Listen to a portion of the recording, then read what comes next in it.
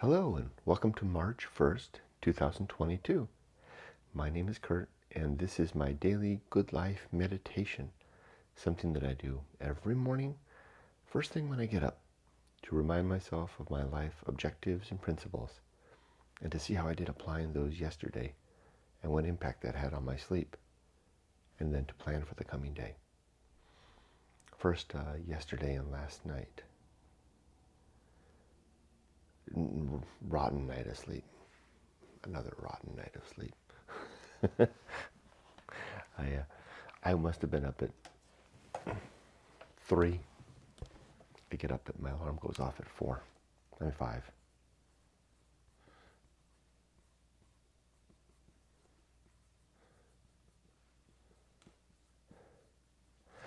And I'm not complaining of the time. I frequently get up at 3 or 4, at least an hour or two. Not, I shouldn't say at least, an hour or two. Usually at least half an hour. Up to, 2 hours. 6 months ago, it would have been, 8 months ago, it would have been 3 or 4 hours. It was really bad. It's not the time this time, it's the quality or lack thereof. I was fully awake from 3 to 5. Just basically, I didn't even toss and turn. I just laid there and I wasn't even thinking about work. I just lay there awake. It's like being denied your dinner, where dinner would be sleep. And just sitting at the table and, laying the platter out for you and, consuming away. And then suddenly someone just kind of pulls it aside. It's over there on the other side of the table and you're not allowed to get up and go get it. And you're just sitting there and you're hungry. And there's dinner. You can't have it. You're tired, you need your sleep, but you can't have it. Denied. Though there's nobody doing the denying. It's just my body chemistry for whatever reason. And, I'm sure it's related to work. It seems to always be the case. I didn't have this problem before with other types of jobs that I had. I've had this problem before when I was in dire straits with life. Pardon me. I know it's loud with the microphone. Excuse me.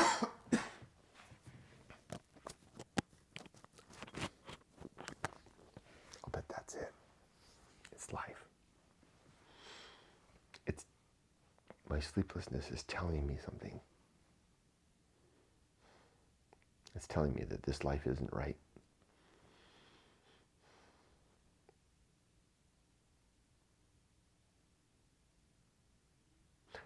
It's time for me to ratchet things down.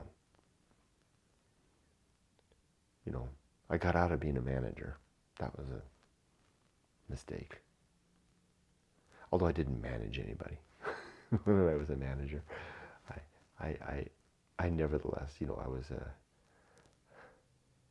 an atwill employee, which I always was before I entered the government sector. I was always an at-will employee. That's the norm for me to have my own, and I like it that way. I like being vulnerable to my employer's dissatisfaction.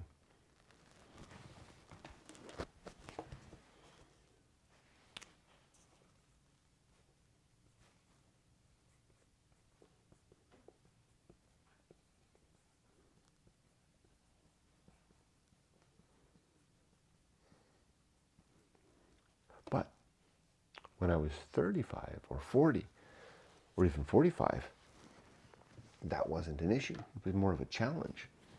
It's like, well, yeah, let me show them how I can do a good job. And I always did. So I didn't mind being vulnerable to my employer's dissatisfaction. In fact, I still want it that way.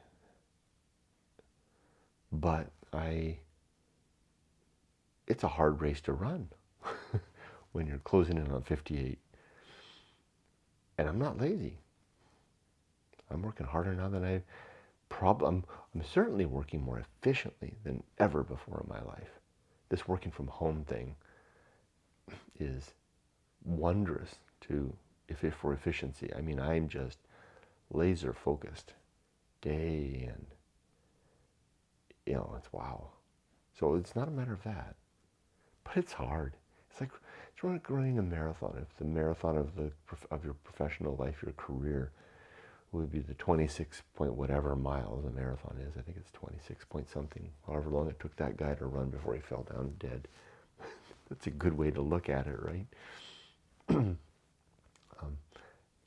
Whoever if you think about it that way, you reach a point near the end. It's like, I don't know if I can keep on running like this. I don't know. Well, maybe I can, but I don't want to. I know that Yumiko and I, our talk increasingly turns to our retirement, which we could pull the trigger on in 2 years if we wanted to. Of course, the key is our daughter. We don't want to up and leave her behind. It's not just a matter of her finishing college. She's on our insurance right now, which is no small thing here in America. And she can remain on our insurance until age 26. Likewise, we're carrying her, not only her health insurance, but her car insurance and all kinds of stuff that, I take care of her car, all the repair bills on her car and all the little incidentals. She has a part-time job where she makes her mad money, but we take care of everything else. California is a hard place to make it on your own. So, I mean, even if she, and her plan is to graduate in the spring of 2025, which is only, a few years away. We could do that. But we might not be ready to leave then because she might not be ready to support herself. So Yumiko and I have both pretty much resigned ourselves to stick at it until she's able to start sticking at it. Her turn comes. It's a treadmill. So that's why I can't sleep, I'm pretty sure. Nothing else. I don't have any big issues in my life anymore. I'm very happy with my job. Really happy with it. It's a good job. It's not even hard. I mean, not like before. It's totally normal hard now.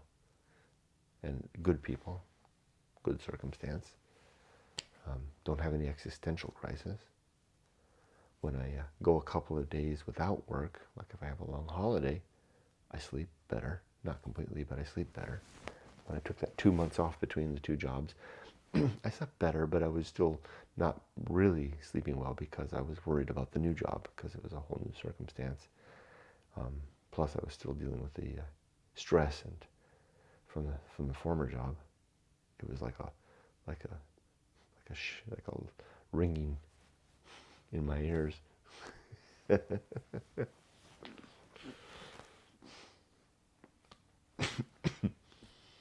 But yesterday was a good day at work. Another bullseye. Hit it right on the right square. But it was hard work. Yesterday was a hard day. Today should be a little bit easier. Still have got a lot of stuff to do. I got one task that I've been meaning to do. This review of this excuse my language, this darn contract. It's a detailed piece of work that I have to do, a piece of work. And I haven't completed it. I've been stuck at 70%. And I really need to complete it. I'm going to try to do it today. Things keep coming up. Okay. Let's do the Good Life meditation for today. 7 objectives. The first of these is to have my life circumstance in such a condition that I'm ready to die at any time. Not that I want to die, but if I do have a heart attack right now or a deadly stroke, then my life, my wife and daughter our finances are in order. Yumiko knows where to find the money. My relationships are in order. Everybody's been hugged and told that I love them. And my life's work, my book, Going Alone, is complete. And I did another, not a version, but I did a big update over the weekend as well. Added some more stuff to it, organized a few things a little more. My life story is, well, it's not my story of my life, but it's the great life adventure that I lived and the story that I survived to tell. That's complete too. And it's sitting right here on my bookshelf so my daughter could find it. And maybe she'll hold on to it and show that to her kids. And they'll say, they'll say, what's this? They'll say, that's Grandpa's story.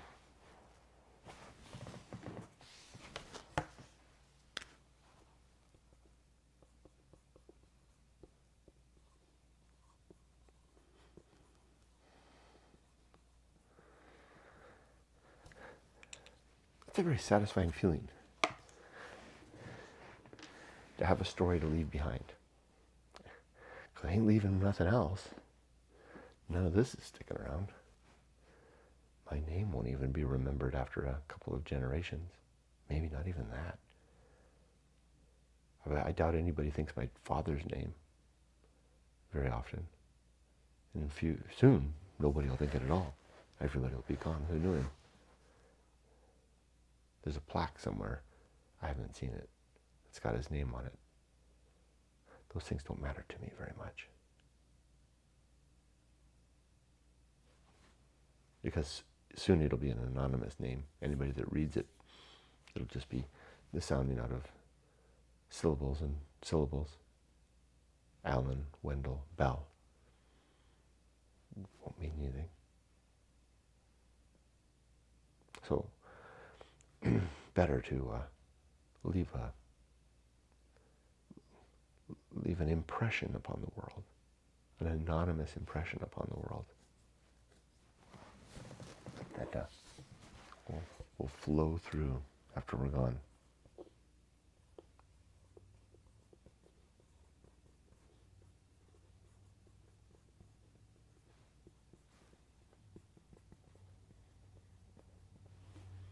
The second objective is to make good and effective use of my time.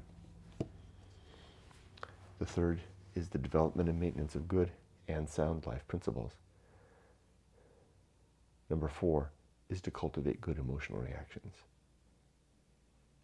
5 is to perform good actions.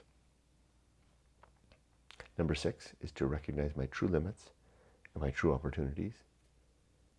And 7 is to do just one thing at a time and to always do that thing slowly, unless I'm running away from a mountain lion. All right, those are my 7 objectives. Now for the 30 principles. The first of these is the principle of war, to always be fighting against propositions of truth that seem to be important.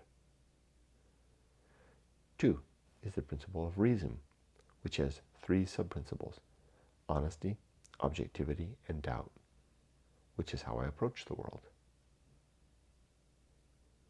The third principle is called the Homunculus, the suggestion that I do not have a soul, but I do have a consciousness that will stick around and be with me as long as I'm around. Although maybe even not that long, because I think there's conditions where you can go on, your heart can go on beating, but your consciousness might be gone. So it's a frail and fleeting thing. The next principle is called the Anchorhold, a reminder that our consciousness is alone inside our head, and I can't really connect to any other consciousnesses out there. Consciousnesses, and we all suffer, enjoy. We live our lives alone. The next is the home of good and evil, the suggestion that Concepts like right and wrong, good and evil, are opinions, subjective opinions at that we maintain in our head based on our experience, that we solidify through consensus with others, beginning to look a little bit objective when we do so. Truly objective when we decide on measures that we can use to define what constitutes good or bad, and then identify when we're moving in either of those directions. The next principle is purpose, and the sub-principles of biology, which is to have a kid, to raise that kid to adulthood, which I talked about earlier. Virtue, trying to be a virtuous man, where virtue is defined as the improvement of the well-being of creatures, particularly thinking creatures. You can boil it down to happiness if you want. Wholesome happiness. Where again, wholesome can be, starts off subjective, becomes objective when we have a way to measure, and when the two of us agree. Next comes the atomic principle. Everything is made of little pieces. Next comes the pirate ride.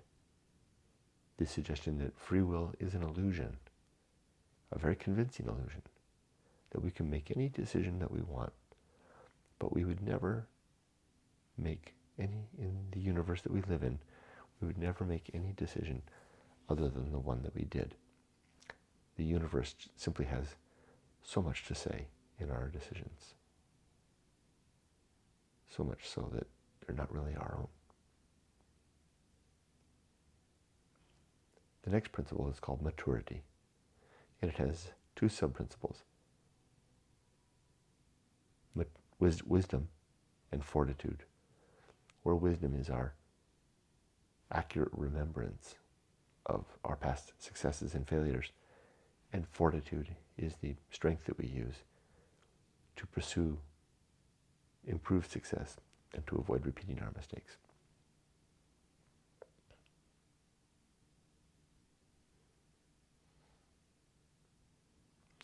Next comes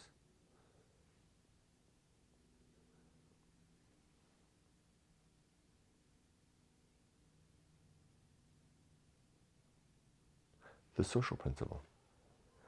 We humans need each other. We're social creatures. I don't recommend going alone, or not for very long at least. Next comes public speaking. It's a principle called public speaking. The suggestion that we be very careful about what we say and what we write, to use our words carefully, and to dispatch our communications after careful consideration. Sometimes that's tricky when you're having a lively conversation, but it can be done. And to never, ever, ever, ever gossip. Where gossip is easily identified as when we're talking about somebody else who's not there, in such a way that we would be embarrassed to discover that they were standing behind us listening all along. If we're talking like that, then we're gossiping. And I don't want to do that, so I don't. And I think I can pretty much say I've largely wiped gossip off the face of my life. I'm getting very good at being able to simply sidestep a conversation that goes in that direction, or withdraw from it altogether. And it's a very good feeling to avoid the silver bullet of gossip. Next comes temperance, and the sub-principles of suffering, simplicity, and apathy. I pursue a temperate life where I have a measured consumption of all things, including my job and my play. Although I don't get enough of that. I'd like to spend more time reading and having more time to relax. Retirement will be good.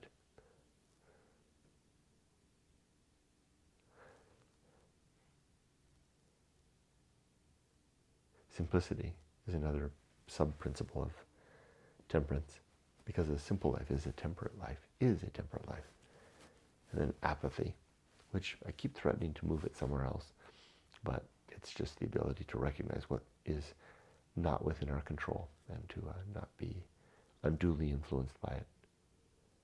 To not rail at the heavens because of rain when I forgot my umbrella. That's outside my control.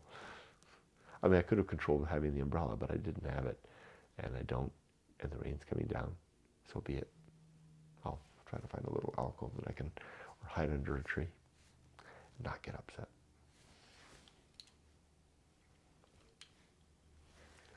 Okay, the next principle is called the horror show. A reminder that life is a horror-filled theater, arena, circumstance. Just so many terrible things going on. And I don't deny those things, and I don't remind myself, I don't dwell on them unduly, but I do remember these things, and I try to hold it in my head just enough, temper my consumption of the thoughts of the horror show, but hold it in my head enough to cause me to be sober in my work and to be considerate of the experiences of others, as we all have our share, our experience, not our share. Share doesn't work. Some people get a much greater share. That's certainly not fair. Fair, the distribution of horror.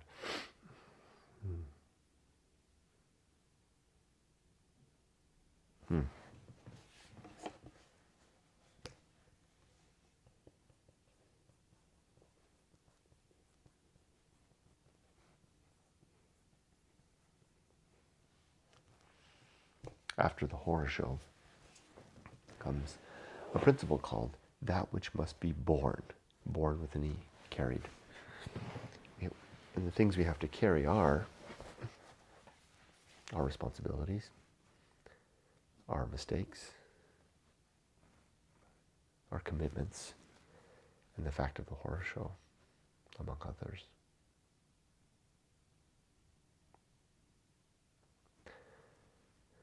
Next comes the Feast of Offal, which is a circumstance when we get upset. We lose our temperance. We flip out, and we rail at the world, and we let everybody know about it. I try not to engage in that behavior. And when others are doing it, I try to offer my comfort, but after they've had their say, but then I don't consume down what they're saying. I don't poison myself with their the excrement of their upset. How's that for a term? Okay, next comes the best seat in the house. No, distraction. Sorry, I got ahead of myself. Two principles, I'll put them together. Distraction and the great agency and the great indifference. Distraction is what we do to keep ourselves busy so that we don't have to see the awful emptiness of the universe, which is the subject of Going Alone, my book.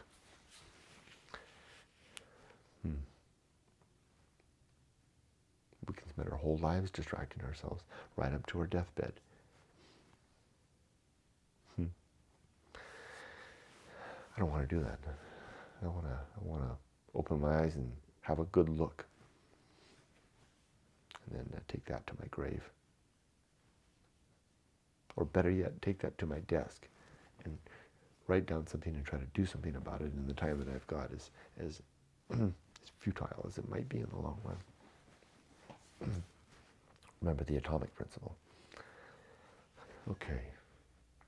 Now comes the best seat in the house. To not want to be anyone else or be anywhere else or be doing anything else, but to be okay with who I am, where I am, and what I'm doing right now. After that comes the Path of Wildness. It's a way through one life into another life. Not literally, but the chapters of our life.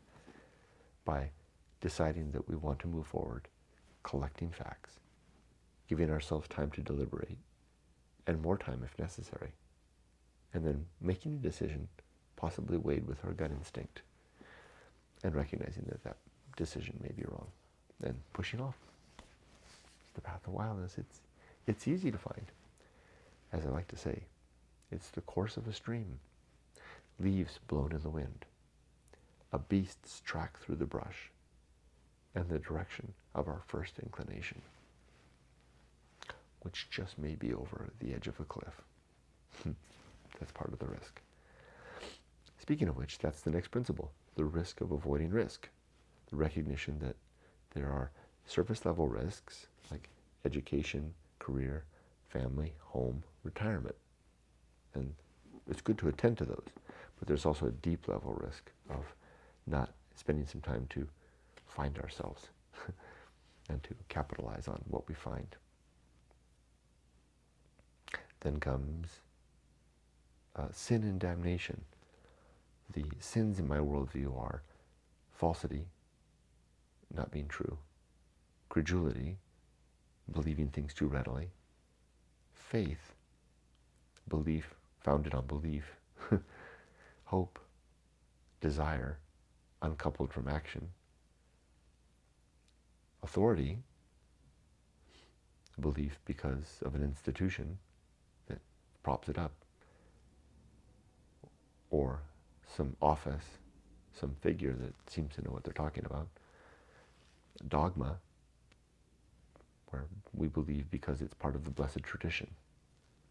And we have a canonical text that, hey, we said it was canonical. Superstition, which is belief in spite of the fact that it's apparently nonsense.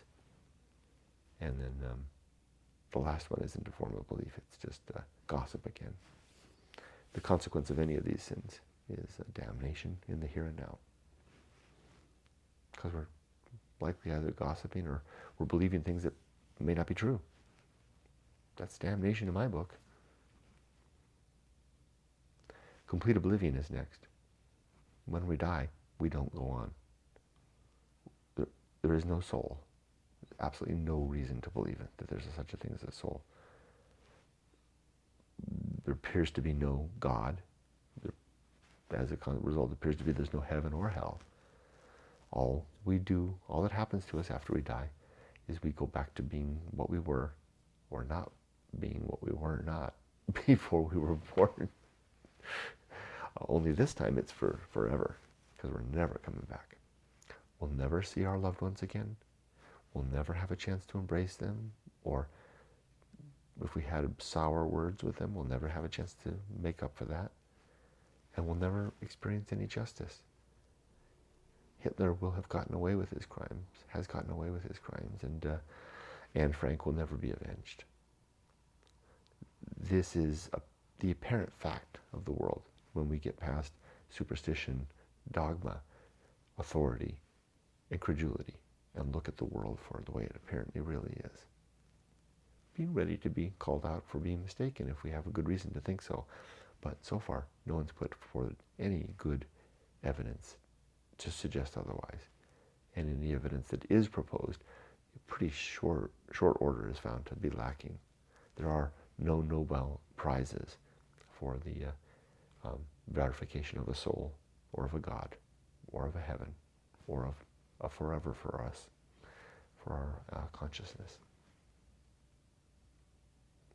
That's the subject of that principle, which is good news, because, in a way, because that means we have some time right now to do those things, to reach out to our loved ones, to make up where we can, and to help pursue justice where that means and that opportunity exists. Next comes the great life adventure, the suggestion to have one or more events in our life, experiences that kind of become the object of our identity, preferably when we're young, because we're more resilient and able to overcome the failures that often come as a result of our youthful mistakes. Then we'll have a story to tell. That's the next principle. the, what is it called? Season of philosophy. That especially if you've had a great life adventure, or a couple of them, then it's likely that later you'll have something to say about it. And my suggestion is to simply keep a pen and something to write with handy so that you can know what you're thinking. Because those thoughts tend to fly away like geese passing overhead. Quack, quack. No, they don't go quack. Honk, honk. There they go. Well, they're gone now. They're going to South America. Or maybe they're going up the other way. We'll see them again coming back the other way, but they'll be different. Right? They're going to Alaska now. Okay. After the season of philosophy comes the bullseye aim. We shoot for the mark we usually miss. Yesterday I was dead on square, hit the mark yesterday. Now, I can't usually keep that up, so today I'll probably miss by a little bit. At work, that is. Elsewhere too. A bullseye aim, then the uphill climb, trudge, trudge, trudge, up, up, up. Arena and utility. Life is an arena. We use these principles as our tools. I feel like I'm messing things up again. Nothing is enough. Less is better. And then the last principle, the principle of fun. The objective to have a good time, enjoy life in a healthy, wholesome manner, not at the expense of others.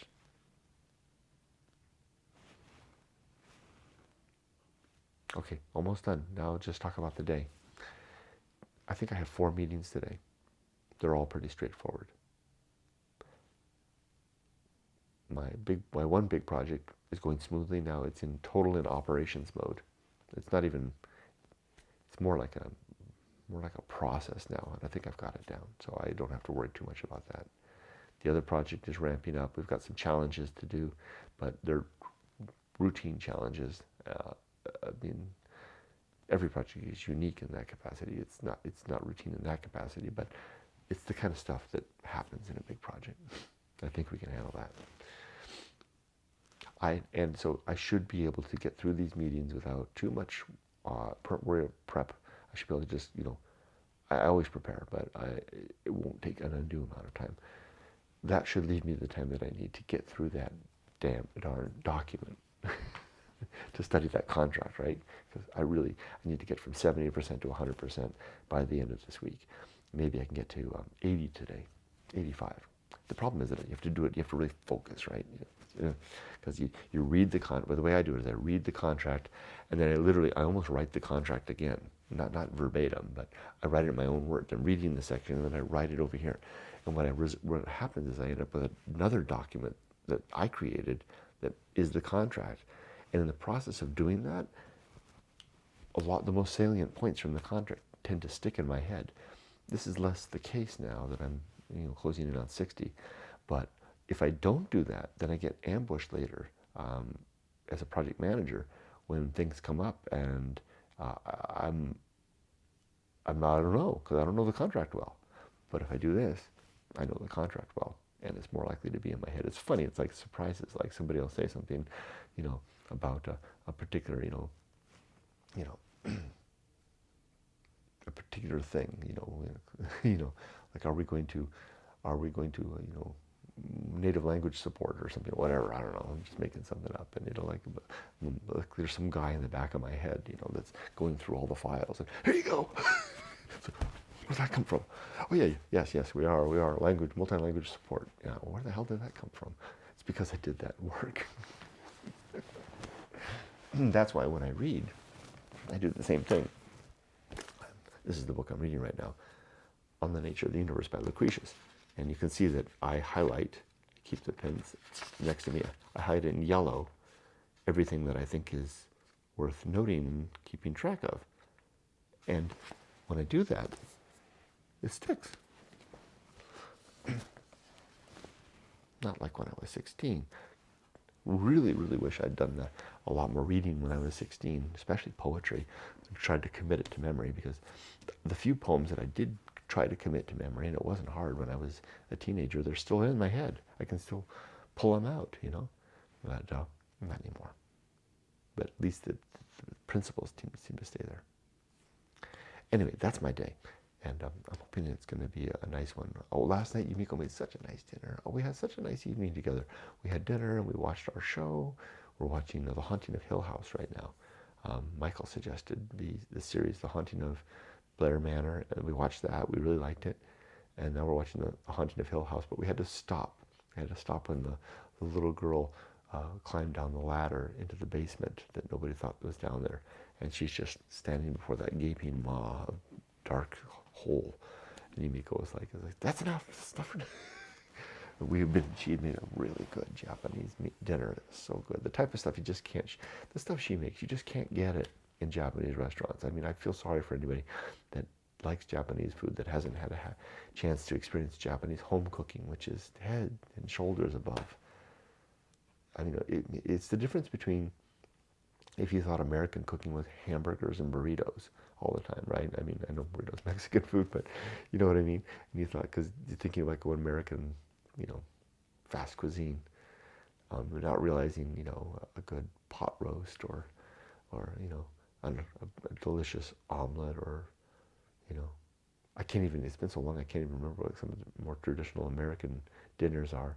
I remember my mom would make pork chops with mashed potatoes and gravy and peas, and meatloaf. Oh, your mom's meatloaf with some dessert, some pudding afterwards, Oh my God.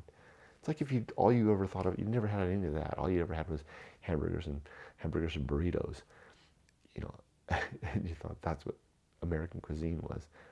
That's what it is if you go to Japanese restaurants and you have teriyaki and tempura and sushi all the time, not realizing the deep, deep well of delicious Japanese home cooking. And so Yumiko made one of her stews last night. Oh wow, I ate way too much. I finished the whole thing. Then I just drained the pot. I mean, and then she said, "I've had enough. This is too scary." And we finished it. Anyway, time to stop. Be safe, but not too safe. Bye bye.